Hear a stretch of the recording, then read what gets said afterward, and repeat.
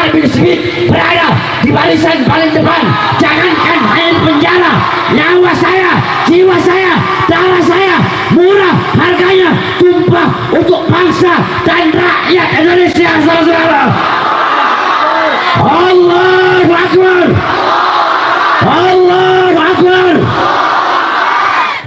Jadi kalau Bahar bin Smith tetap Bahar bin Smith, nggak akan berubah siapapun yang menjadi presiden, sekalipun Komeng presidennya. Paham aneh? Paham? Karena saya sudah berjanji, selama saya sudah berjanji di setiap saya sidang itu, kasus-kasus saya itu saking banyaknya udah nggak tahu berapa kali saya masuk penjara ya. Saya setiap sidang saya berjanji, wahai majelis, saya Bahar bin Smith bersumpah demi Allah. Kan majelisnya nanya, sampai kapan sih Habib kayak begini? Tanya, mau tahu sampai kapan? Selama kedua mata saya masih terbuka melihat kesengsaraan rakyat, melihat penderitaan rakyat, melihat rakyat ditipu, melihat rakyat dibohongi, yang makmur orang-orang asing, yang sejahtera orang-orang asing, kita rakyat, kita pribumi Indonesia menjadi budak di negara kita sendiri. Selama mata saya masih melihat kemungkaran, melihat kezaliman, melihat ketidakadilan, maka selama itu saya akan tegak berdiri, tidak akan pernah menundukkan kepala. Saya terus akan berjuang melawan para pengkhianat bangsa. Saya tidak akan berhenti sampai mati dan tidak akan mundur walaupun harus hancur, saudara-saudara. Allahu Akbar.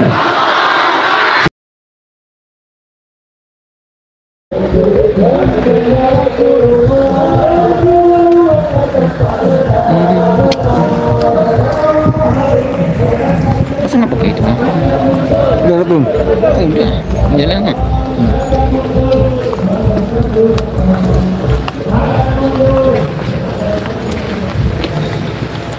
Jadi, alhamdulillah tuh.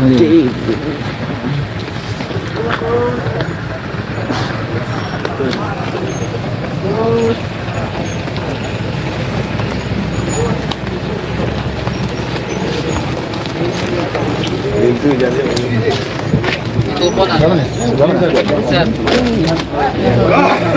turun di sini.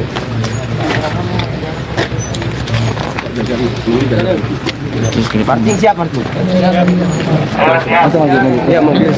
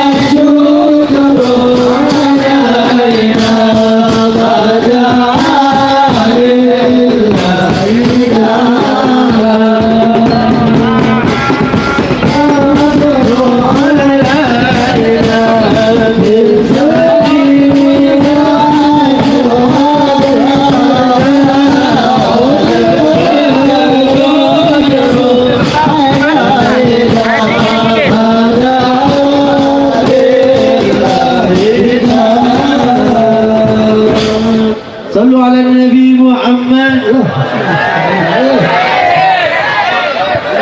Bismillah, semuanya tertib, duduk kembali. Alhamdulillah, wa syukur ala ni'matillah. Ayo, yang laki-laki nggak ada yang berdiri karena yang akhwat biar kelihatan. Semuanya tertib duduk semua rapi. Ya.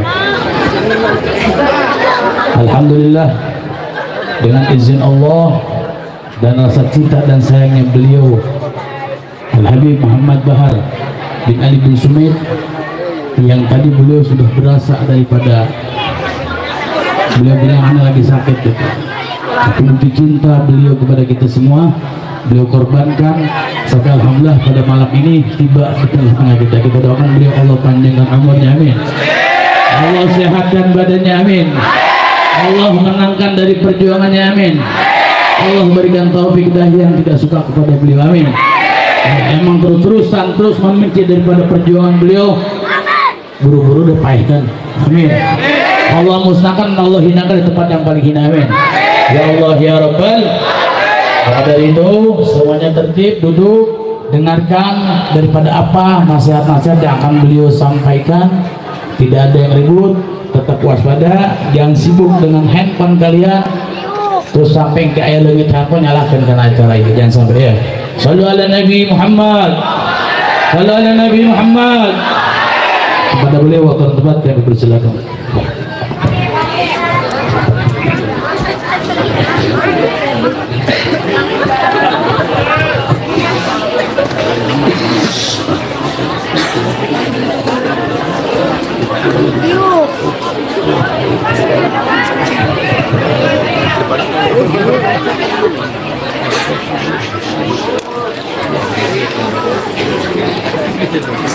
Sallu ala Nabi Muhammad.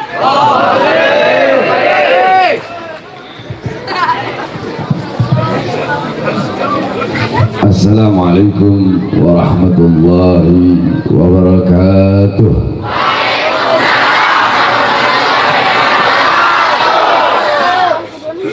Alhamdulillah, alhamdulillahil qawiyyi sultanuhu al-wadihil burhanuhu al-mabsut fil wujud karamuhu wa ihsanuhu. Allahumma salli wa sallim wa barik wa karrim wa adhib ala miftah bab rahmatillah adada ma fi ilmillah salatan wa salaman daimain bidawami mulkillah wa ala alihi wa sahbihi adada kulli dharratin alfa marrah, amma ba'd.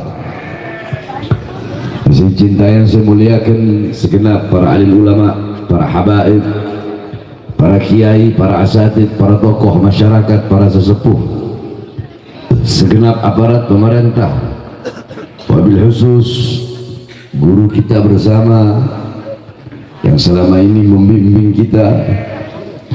Mudah-mudahan Allah panjangkan umur beliau, yaitu Al-Habib Zain bin Idrus Al-Idrus. Mudah-mudahan Allah perkuat langkahan kaki beliau di dalam berdakwah dan berjuang di jalan Allah Subhanahu wa ta'ala, beserta para guru-guru kita yang lain, para kiai, para ajengan, para habaib, para sayyid, beserta khususnya segenap panitia peringatan Maulid Nabi besar Muhammad sallallahu alaihi wasallam, sekaligus haul daripada Habib Muhammad bin Ahmad As-Segaf dan haul daripada abah saya juga, yaitu Allah yarham Idrus Al-Habib Idrus Al-Idrus. Dan yang saya cintai, yang saya muliakan, segenap hadirin hadirat, bapak-bapak, ibu-ibu, para pemuda-pemudi umat baginda Nabi besar Muhammad yang selalu dimuliakan oleh Allah Subhanahu wa ta'ala. Saudara-saudara,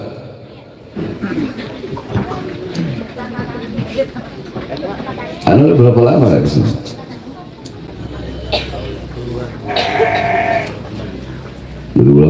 ya? 6 tahun yang lalu. Anda pertama ke sini itu udah berapa belas tahun lalu?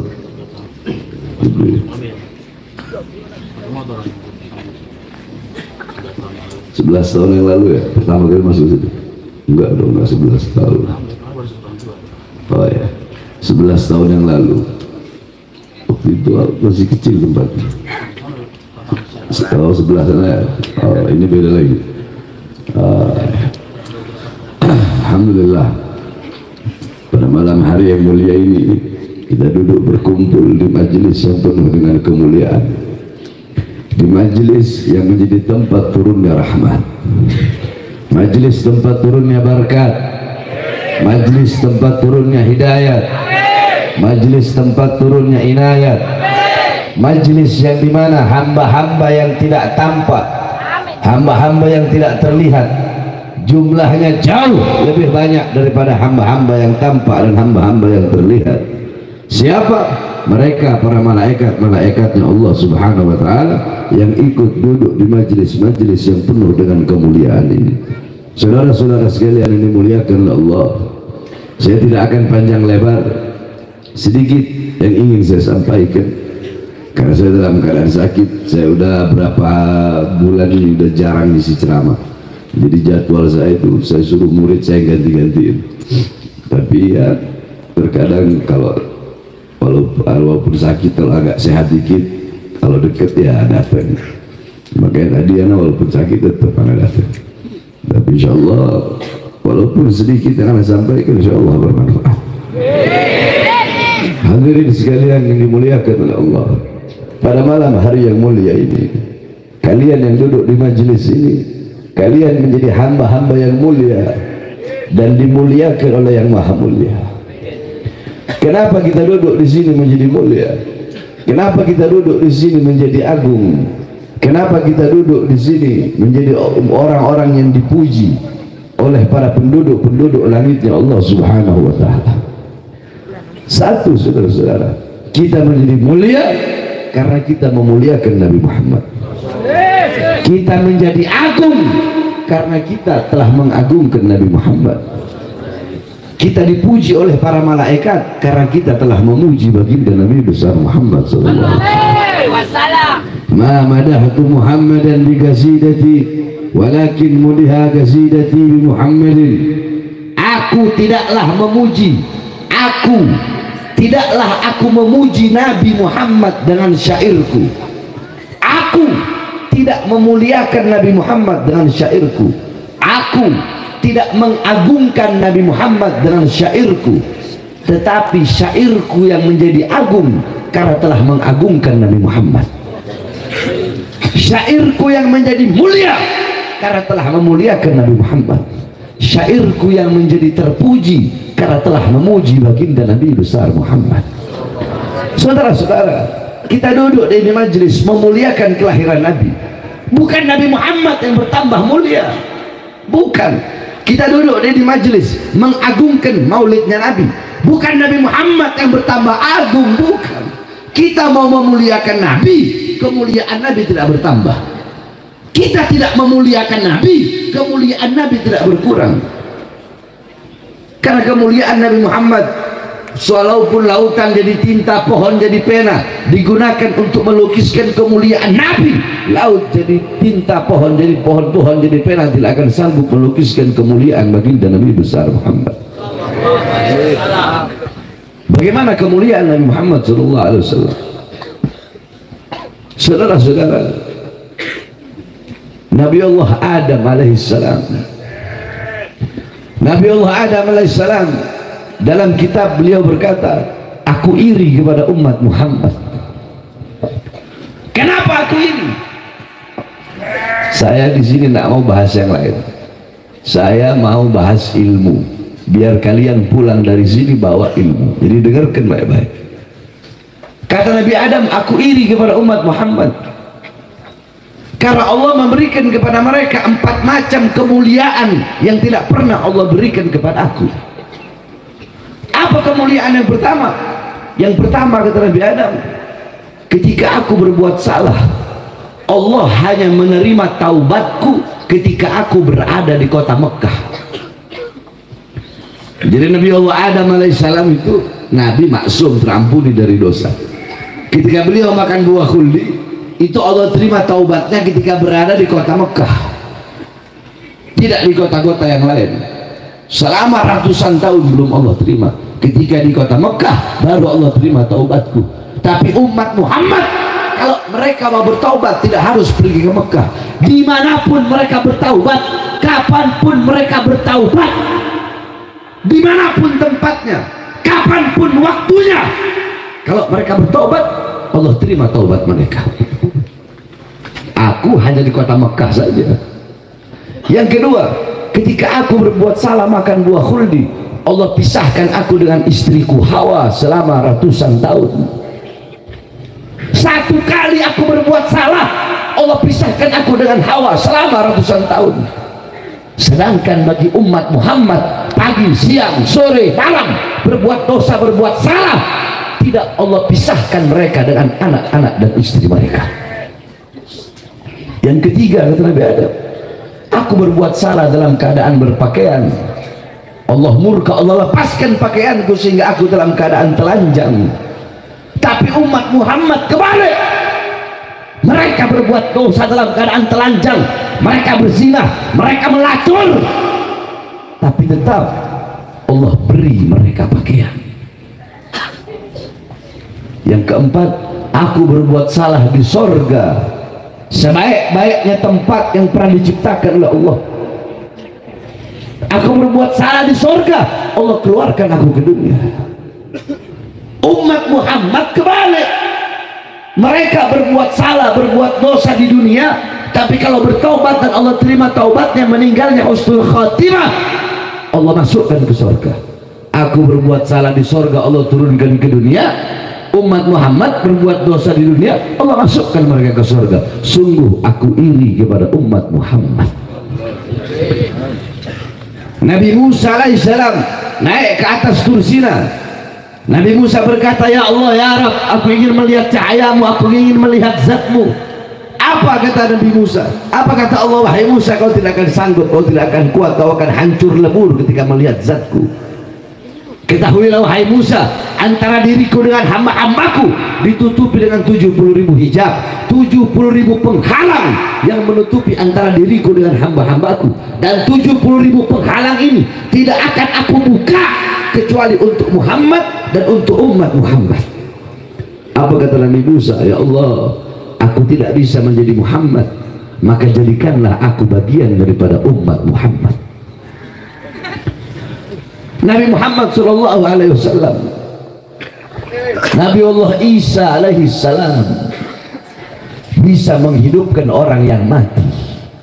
Nabi Isa bisa menghidupkan orang yang mati.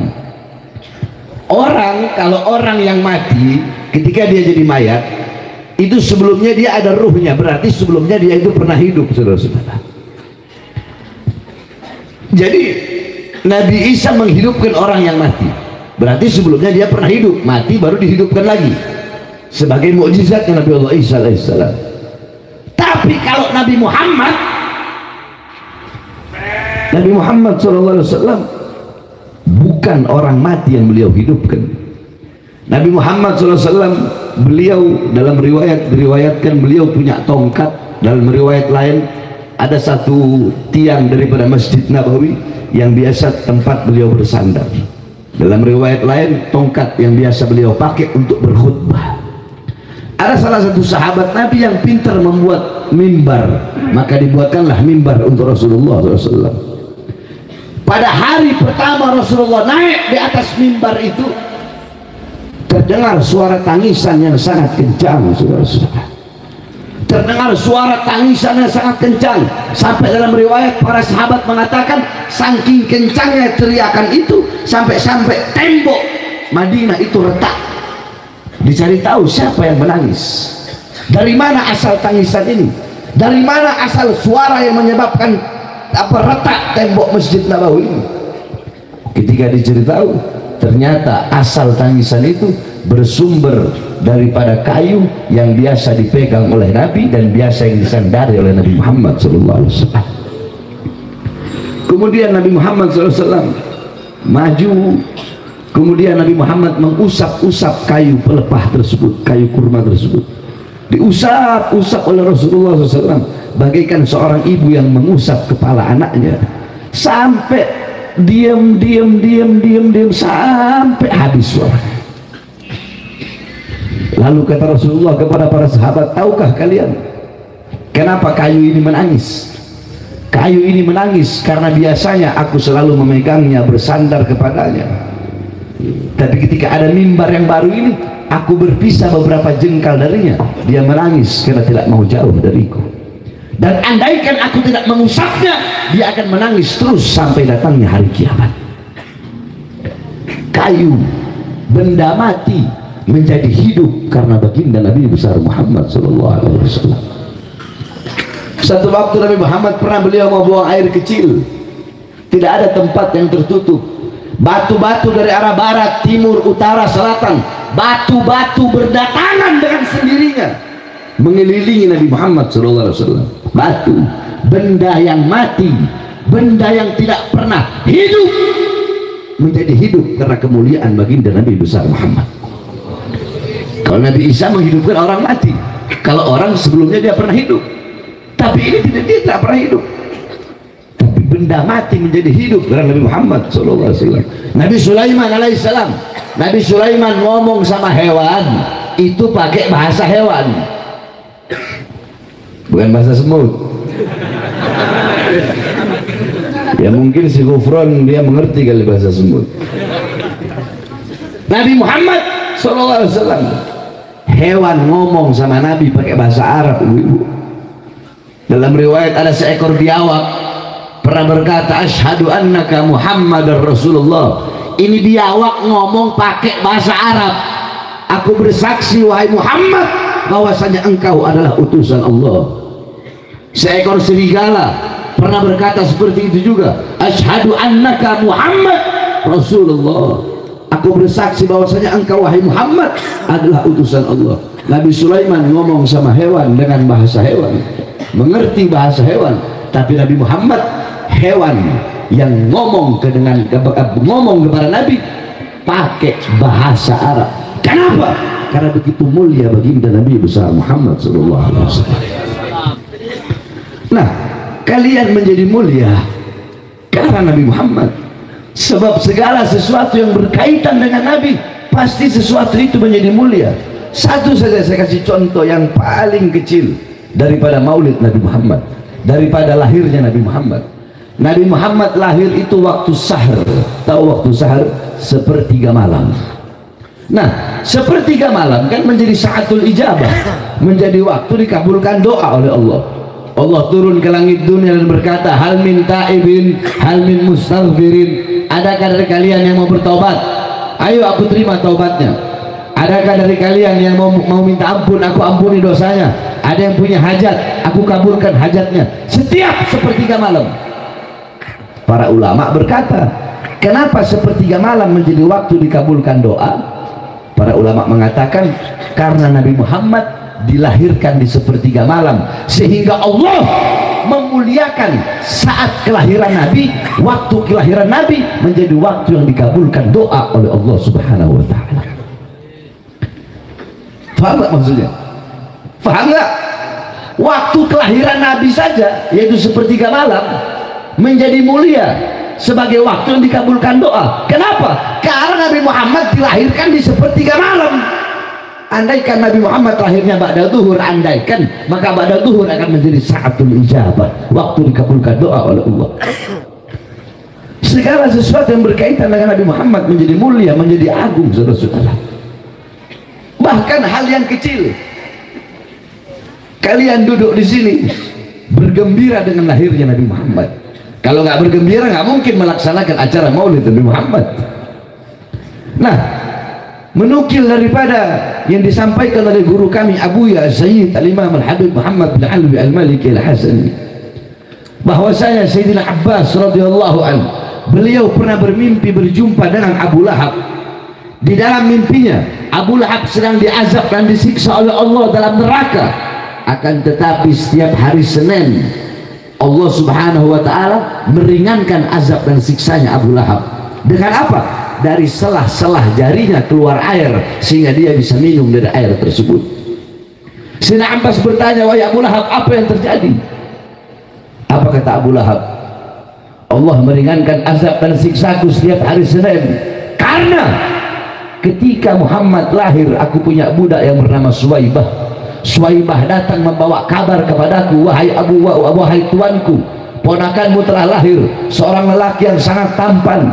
Aku gembira, aku senang mendengar lahirnya ponakanku Muhammad, sehingga karena kesenanganku, karena kegembiraanku, aku memerdekakan Suwaibah. Adat istiadatnya orang Arab, kalau ada yang datang busyra basyirun, seorang pembawa kabar berita, maka dia pasti akan memberikan hadiah kepada orang yang membawa kabar bahagia tersebut. Jadi adat istiadatnya orang Arab itu, kalau ada yang datang bawa kabar gembira, basyirun, dia datang membawa kabar yang gembira, maka pasti dia akan memberikan hadiah. Nah, Suwaibah datang bawa kabar gembira. Suwaibah ini budaknya Abu Lahab. Dia datang bilang, wahai Abu Lahab, ponakanmu telah lahir. Abu Lahab senang, gembira dengan lahirnya Nabi Muhammad, sehingga aku memerdekakan. Hadiahnya apa? Aku merdekakan Suwaibah karena telah membawa kabar kelahiran Muhammad. Karena aku memerdekakan Suwaibah untuk mengungkapkan kegembiraan dan kesenanganku dengan lahirnya Muhammad, maka karena itulah setiap hari Senin Allah ringankan azab dan siksaku. Itu Abu Lahab yang jelas-jelas mati dalam keadaan kafir. Maka bagaimana dengan kalian umat Nabi, jikalau kalian bergembira setiap nafas kalian akan lahirnya, akan adanya sebagai anugerah terbesar dan rahmat terbesar, yaitu dengan adanya baginda Nabi besar Muhammad sallallahu alaihi wasallam. Saudara-saudara, fa kaifa tad'u ila dunya daruratun laulahu lam tukhrajid dunya minal adabi. Bagaimana mungkin Nabi Muhammad akan tertarik kepada keindahan dunia, sedangkan jikalau bukan karena Nabi Muhammad, dunia tidak akan pernah dikeluarkan. Dunia ini gak akan pernah ada kalau bukan karena Rasulullah SAW. Kita semua gak akan pernah ada kalau bukan karena Rasulullah. Maka bagaimana cara kita bersyukur kepada Allah dengan adanya itu semua, saudara-saudara? Jadi kita duduk di sini, jangan kamu kira kamu duduk di sini memuliakan Nabi terus Nabi yang jadi mulia. Enggak. Jadi intinya kalian duduk di sini menjadi mulia karena memuliakan Nabi Muhammad, menjadi agung karena mengagungkan Nabi Muhammad, menjadi terpuji karena telah memuji baginda Nabi besar Muhammad sallallahu alaihi wasallam. Alam tara jildal haqira mugabbalan bithagafi lamma ansara jildal mushafi. Tidak pernahkah kalian melihat kulit-kulit yang tidak berharga, kulit-kulit yang tidak bernilai? Kulit-kulit itu dicium oleh mulut-mulut ketika kulit-kulit itu menjadi sampul daripada ayat suci Al-Quran. Saya kasih contoh, saudara-saudara, ini ada kulit. Apa ini? Kulit. Ini kulit saya potong dua, sama nggak kulit? Jawab, sama nggak? Yang ini saya bikin dompet, boleh nggak saya taruh di bawah?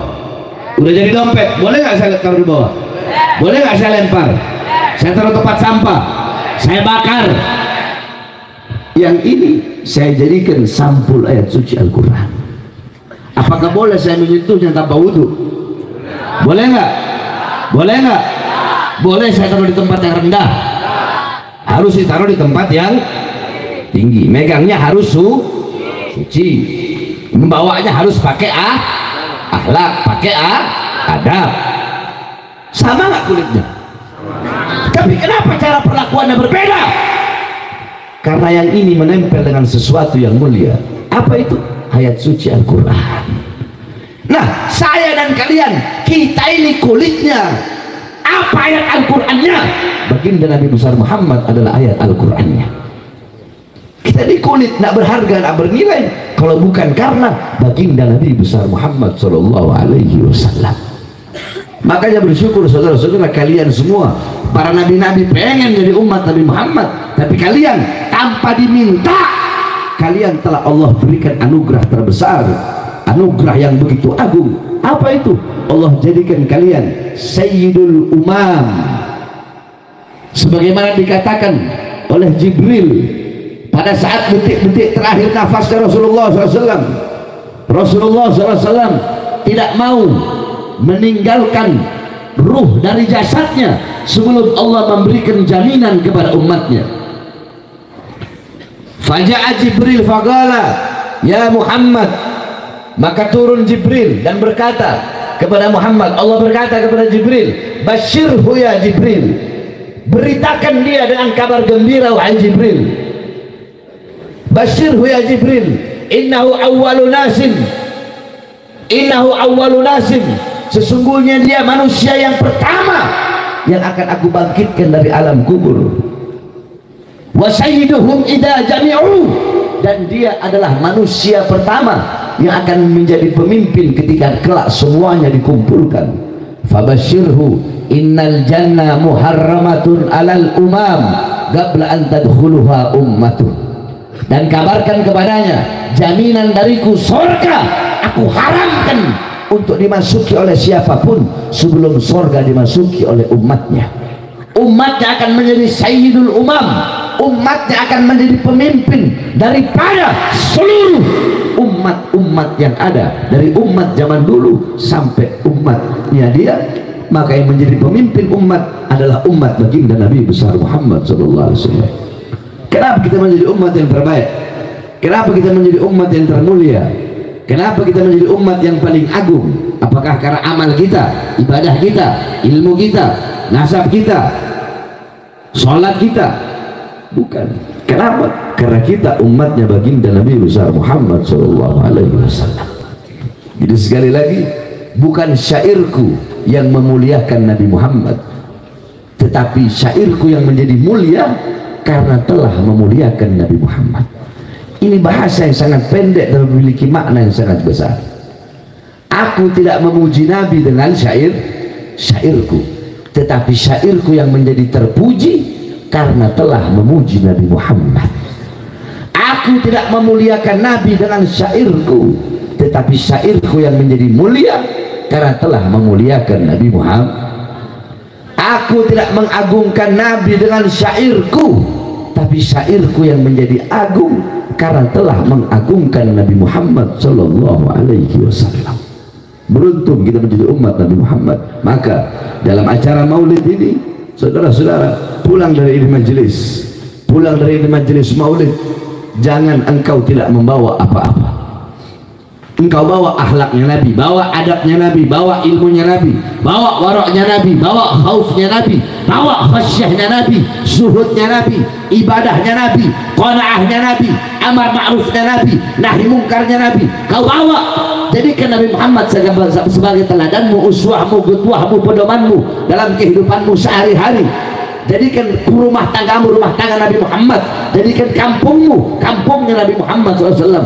Jadikan engkau punya rumah tangga Nabi, isi rumah tanggamu dengan Al-Quran, dengan sunnah-sunnah Nabi Muhammad, dengan ajaran Nabi Muhammad. Didik putra putrimu dengan pendidikan baginda Nabi besar Muhammad, didik wargamu, didik masyarakatmu, didik murid-muridmu dengan pendidikan Nabi Muhammad SAW. Ini akhir-akhir zaman, fitnah di mana-mana, kerusakan di mana-mana, perbuatan dosa di mana-mana, perbuatan maksiat di mana-mana, mabuk di mana-mana, pelacuran di mana-mana, narkoba di mana-mana, perjudian di mana-mana, homo di mana-mana, lesbi di mana-mana. Orang-orang sekarang mereka tidak mau tahu lagi tentang Islam, buta agama, tidak kenal Tuhan, tidak kenal nabinya, jauh dari Allah, jauh dari Rasul, mengakui iblis sebagai musuh, tapi setiap hari iblis mereka jadikan sebagai teman baiknya, mengaku sebagai umat Nabi, tapi semakin hari semakin jauh dari ajaran dan sunnah Nabi Muhammad.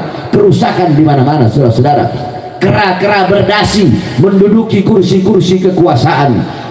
Kera-kera bersorban sekarang telah merajalela di panggung-panggung dakwah untuk menyebarkan fitnah-fitnah, kerusakan-kerusakan, mengadu domba umat Islam, melakukan perpecah belahan di mana-mana. Maka jikalau engkau ingin selamat, berpegang teguhlah kepada ajaran dan pendidikan baginda Nabi besar Muhammad SAW. Ikuti para ulama-ulama salaf, ikuti para ulama-ulama terdahulu, ikuti para kiai-kiai terdahulu, ikuti para ajangan-ajangan terdahulu, ikuti para habaib-habaib terdahulu.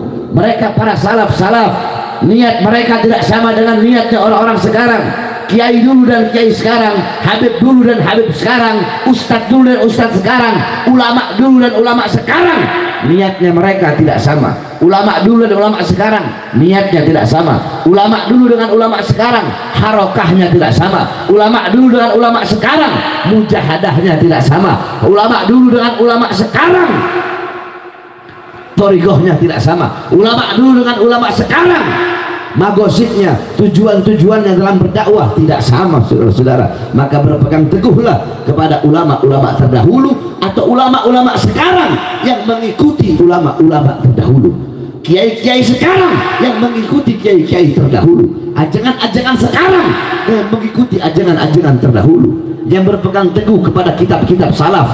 Jangan engkau jauh daripada ulama, jangan kau jauh dari para habaib, jangan kau jauh dari para kiai, para ustadz, para ajangan. Kalau beliau pewaris keilmuan Nabi, beliau pewaris keilmuan Nabi Muhammad, penyambung lidah Nabi Muhammad, penerus perjuangan Nabi Muhammad, pemegang tongkat estafet perjuangan Nabi Muhammad SAW. Majelis-majelis seperti ini warisan Nabi Muhammad. Nabi tak mewariskan harta, pangkat, jabatan, harta, kekuasaan, dinar, dirham. Bukan itu warisan Nabi. Warisannya Nabi ilmu, amal, zikir, majelis-majelis zikir, majelis-majelis ilmu, majelis-majelis seperti ini. Inilah warisan Nabi Muhammad SAW. Kalau engkau ingin lihat kelak di akhirat sedekat apa kau dengan Nabi, apakah kau dekat atau jauh dengan Nabi Muhammad? Apakah Nabi Muhammad mengenalmu atau Nabi Muhammad tidak mengenalmu? Apakah Nabi Muhammad akan memandang wajahmu atau memalingkan pandangannya daripada memandang wajahmu? Itu semua tergantung daripada kedekatanmu dengan majelis-majelis warisan Nabi Muhammad.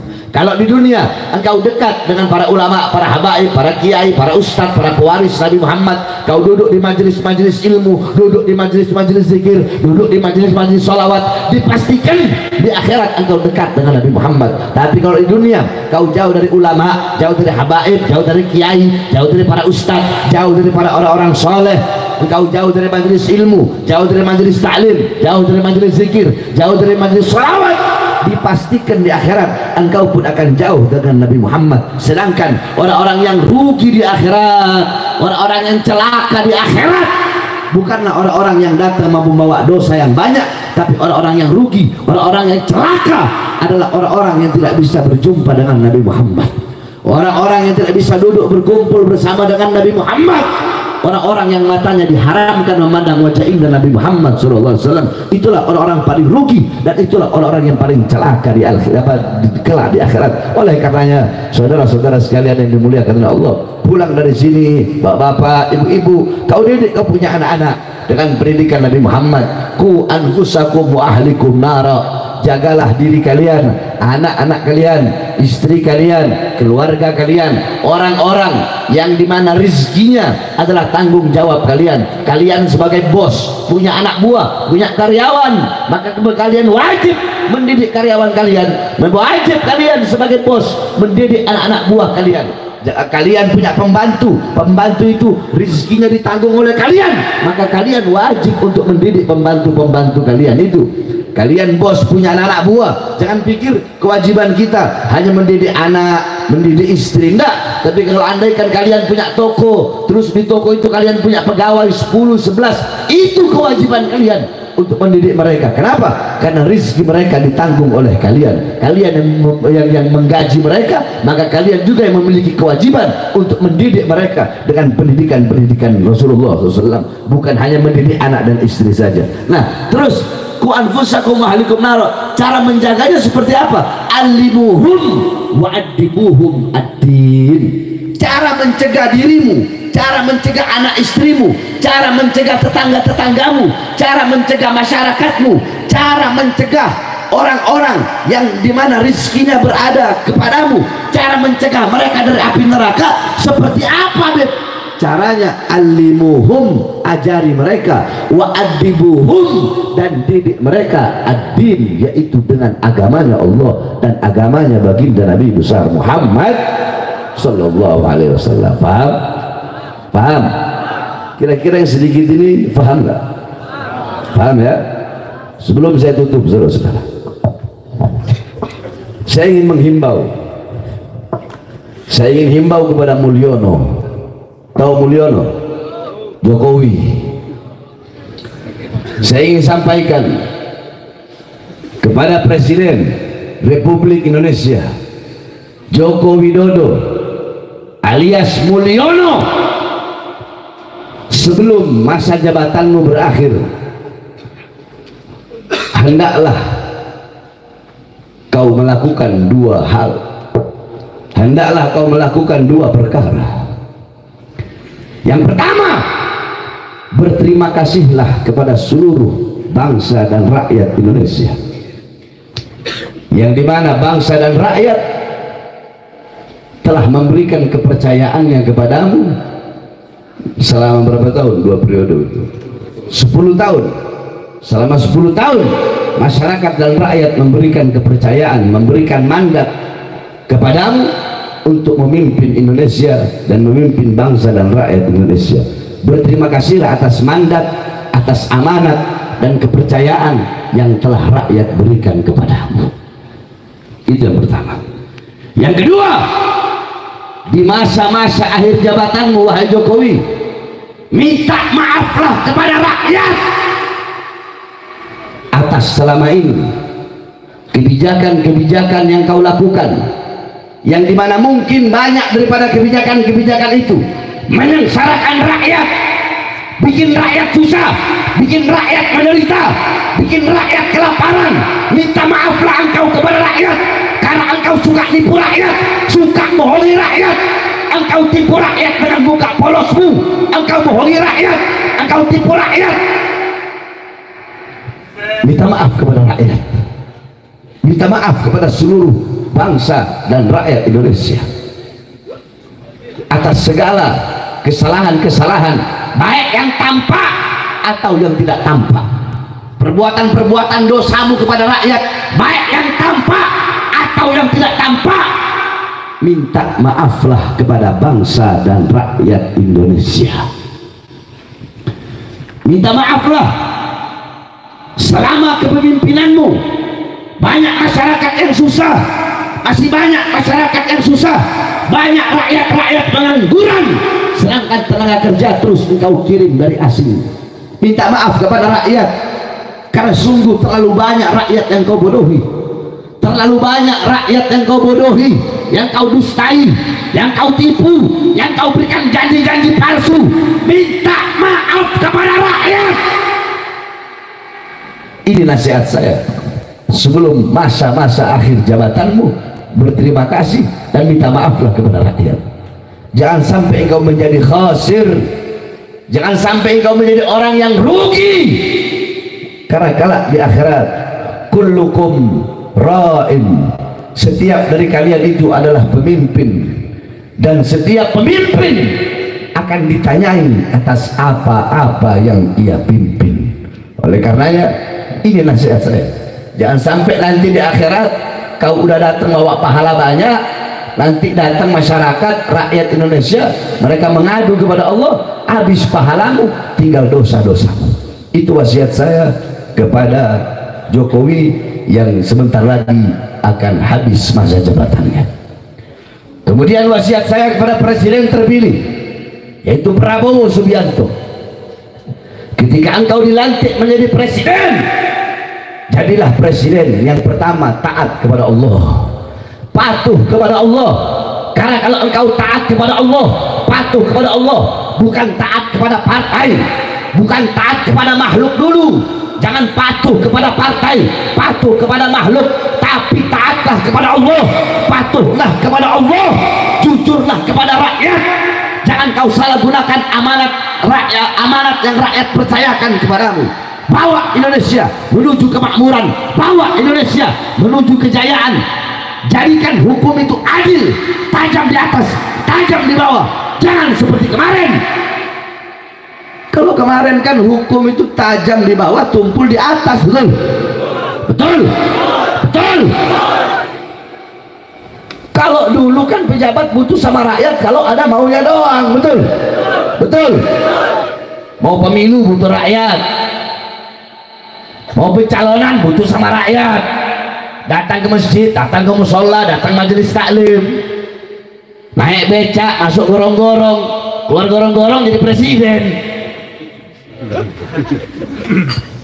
Sebelum jadi bagi ini, bagi itu, bagi ini, bagi itu. Udah jadi corona, rakyat dikurung dalam rumah, nggak dikasih kebutuhan pokok. Sebelum jadi berjanji lapangan kerja bagi para anak-anak muda Indonesia. Udah jadi lapangan kerjanya dikirim dari asing. Pengangguran Indonesia makin banyak. Jadikan itu sebagai pelajaran. Bawa Indonesia, jadikan Indonesia negara yang kuat, negara yang tidak butuh kepada negara-negara lain, negara yang bersih dari utang, negara yang tidak punya utang sehingga tidak menjadi negara yang lemah, yang tersandra oleh utang sehingga mengikuti kepentingan nafsu dan mau daripada negara-negara lain. Jadikan Indonesia negara yang mandiri, negara yang berdiri sendiri tanpa harus tunduk kepada negara-negara lain. Kalau perlu biarkan negara-negara lain yang tunduk kepada Indonesia. Kenapa? Indonesia punya segala-galanya. Indonesia punya kekayaan alam yang luar biasa. Jangan biarkan ada perusahaan-perusahaan asing ingin merampok harta dan kekayaan alam Indonesia. Jadikan Indonesia negara yang kuat, negara yang disegani oleh dunia, negara yang membawa rakyatnya kepada kemakmuran, kepada kesejahteraan. Tidak ada lagi kemiskinan, tidak ada lagi tebang pilih, semuanya sama di mata hukum. Itu semua bisa terlaksana ketika engkau menjadi pemimpin, menjadi presiden yang taat dan patuh serta tunduk kepada Allah Subhanahu wa Ta'ala. Kalau kau takut kepada Allah, tunduk kepada Allah, maka pasti Allah akan berikan kemudahan bagimu untuk memimpin bangsa rakyat ini menuju kemakmuran serta kejayaan, saudara-saudara. Terus kalau Habib Bahar gimana ke depannya? Kok kalau Bahar bin Smith gak ada urusan? Mau siapapun yang jadi presiden, Bahar bin Smith nggak ada urusan. Siapapun yang menjadi presiden, Bahar bin Smith akan berada di pihak rakyat. Bahar bin Smith berada di pihak rakyat, membela rakyat sampai titik darah penghabisan, saudara-saudara. Saya nggak ada urusan mau siapapun presidennya. Kalau presidennya menyusahkan rakyat, menderitakan rakyat, membohongi rakyat, Bahar bin Smith berada di barisan paling depan. Jangankan hanya di penjara, nyawa saya, jiwa saya, darah saya murah harganya, tumpah untuk bangsa dan rakyat Indonesia, saudara-saudara. Allahu Akbar, Allahu Akbar. Jadi kalau Bahar bin Smith tetap Bahar bin Smith, nggak akan berubah. Siapapun yang menjadi presiden, sekalipun Komeng presidennya. Paham aneh? Paham? Karena saya sudah berjanji, selama saya sudah berjanji di setiap saya sidang itu, kasus-kasus saya itu saking banyaknya, udah nggak tahu berapa kali saya masuk penjara. Ya, saya setiap sidang saya berjanji, wahai majelis, saya Bahar bin Smith bersumpah demi Allah. Kan majelisnya nanya, sampai kapan sih Habib kayak begini? Tanya, mau tahu sampai kapan? Selama kedua mata saya masih terbuka melihat kesengsaraan rakyat, melihat penderitaan rakyat, melihat rakyat ditipu, melihat rakyat dibohongi, yang makmur orang-orang asing, yang sejahtera orang-orang asing. Kita, rakyat kita, pribumi Indonesia menjadi budak di negara kita sendiri. Selama mata saya masih melihat kemungkaran, melihat kezaliman, melihat ketidakadilan, maka selama itu saya akan tegak berdiri, tidak akan pernah menundukkan kepala. Saya terus akan berjuang melawan para pengkhianat bangsa. Saya tidak akan berhenti sampai mati dan tidak akan mundur walaupun harus hancur, saudara-saudara. Allahu Akbar. Saya tanya masyarakat sini, siap hancur demi Islam, siap binasa demi Indonesia, siap mati demi merah putih? Allahu Akbar, Allahu Akbar. Indonesia merdeka, merdeka, merdeka. Allahu Akbar. Jadi tinggal tunggu aja. Kalau nanti Prabowo jadi presiden, dia memakmurkan rakyat, mensejahterakan rakyat, ya Bahar bin Smith nggak akan ada untuk kritik-kritik, betul? Tapi kalau Prabowo bikin kebijakan-kebijakan yang menyengsarakan rakyat, nggak ada urusan.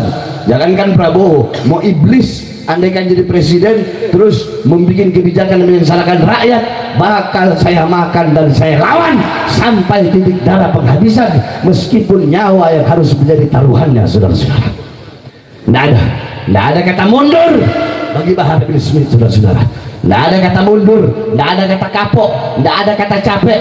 Hei anak-anak muda, jikalau kalian anak-anak muda, kalian rela mati demi klub-klub bola kalian, anak-anak The Jack rela mati demi Persija, anak-anak Persib rela mati, anak-anak Viking rela mati demi Persib Bandung, anak-anak Bonek rela mati demi Persebaya, anak-anak Arema rela mati demi Arema.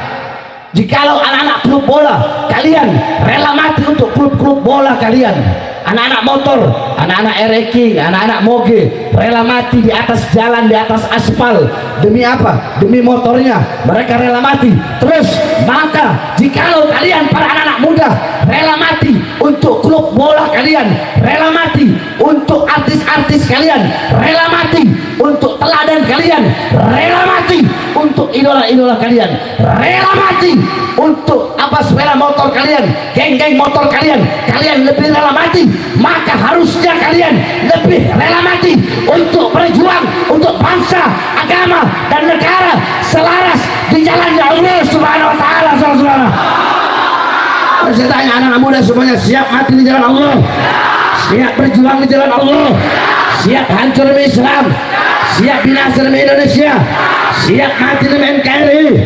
Allahu Akbar, Allahu Akbar.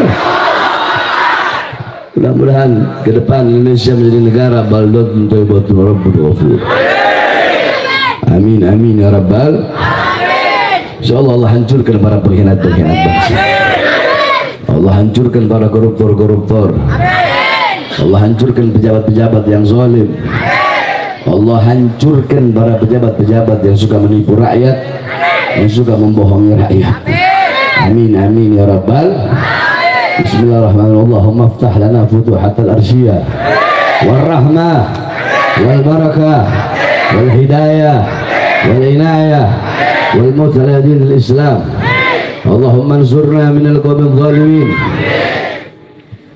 wal fasikin wal fajirin wal mudhnibin wal kadhibin wal mudhabdhabin wansurna min sultanil jairin wal umara'il zalimin fa innaka khairan nasirin ya Rabb. Bismillah babuna, tabarak hitanuna, yasin saqfuna, kaf hai ain sad kifayatuna, hamim ain sin qaf himayatuna. Fasayakfikahumullah was-sami'ul alim, fasayakfikahumullah was-sami'ul alim, fasayakfikahumullah was-sami'ul alim. Wa sallallahu alaihi wasallam Muhammadin wal alihi washabbihi wasallam walhamdulillahi rabbil alamin. Mudah-mudahan tidak kita keluar dari majelis kecuali Allah ampuni seluruh dosa-dosa kita yang telah lalu dan yang akan datang. Amin amin ya rabbal. Ayo semuanya, prajurit pembela Rasulullah, bangkitlah.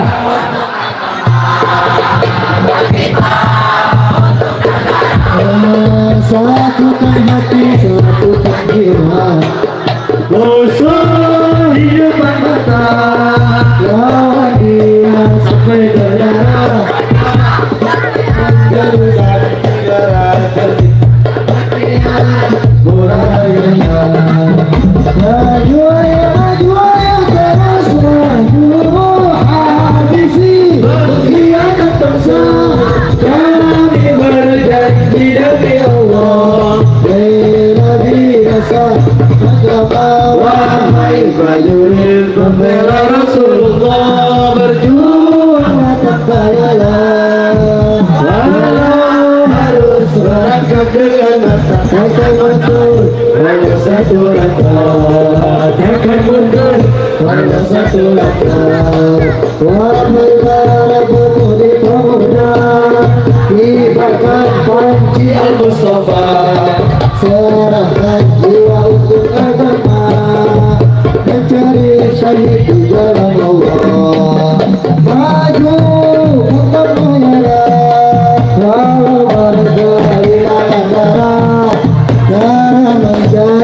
saksi di sisi Allah. Mati syahid adalah hari raya. Maju ya maju ya terus maju, habisi pengkhianat bangsa. Kami berjanji demi Allah, rela binasa untuk agama. Wahai prajurit bendera Rasulullah, berjuanglah tanpa lelah. Walau harus dalam katakan mundur walau satu langkah, kata mundur walau satu langkah. Wahai para singa-singa Allah, sudah di depan mata kejayaan nanti kita, kejayaan nanti kita.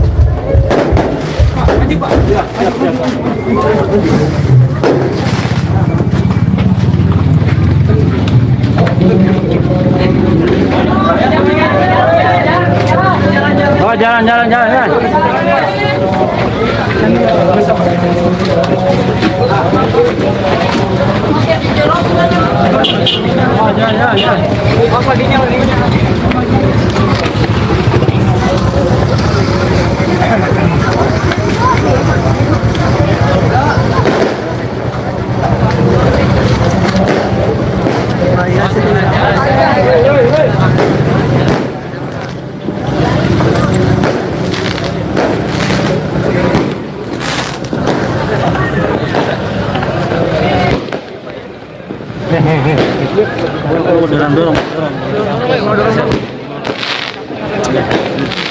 Jangan capek karunya. Sakit dong.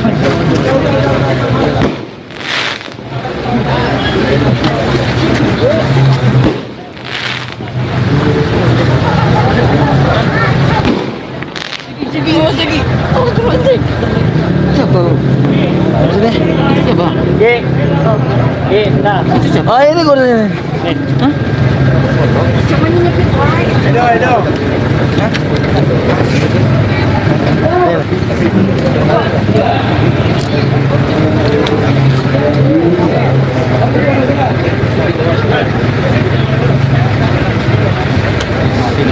Oh ya, oke, siap.